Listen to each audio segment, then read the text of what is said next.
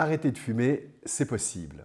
C'est possible parce qu'aujourd'hui, on a des méthodes, on a des protocoles, on sait quelles étapes il faut respecter pour réussir son arrêt du tabac. La première chose consiste à évaluer et traiter sa dépendance physique. Pour cela, on l'évalue avec le test de dépendance à la nicotine, le test de Fagerström, qui permet de définir le type de traitement médical que l'on va utiliser, parmi lesquels les substituts nicotiniques, qui sont les médicaments les plus anciens, les plus connus, ceux dont on connaît le mieux la sécurité pour un bon usage de ces produits.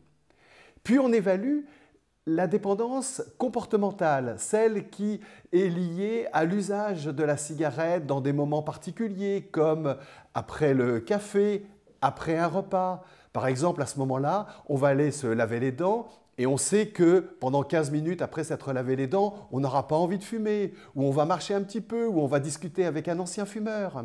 Et puis, il y a la dépendance psychologique, celle qui est liée au plaisir, celle qui est liée à la relation sociale.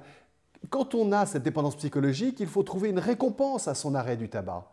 Vous voyez qu'arrêter de fumer, ce sont des étapes qu'il faut suivre et pour cela, il faut se faire aider. C'est tellement plus facile en allant voir son médecin, son pharmacien ou un tabacologue qui a une formation particulière et qui pourra vous aider à faire ce qu'on appelle du sur-mesure, c'est-à-dire qu'il va exactement adapter votre traitement à votre cas particulier. Une recommandation, respectez ces étapes pour arrêter de fumer, faites-vous aider, c'est la garantie du succès.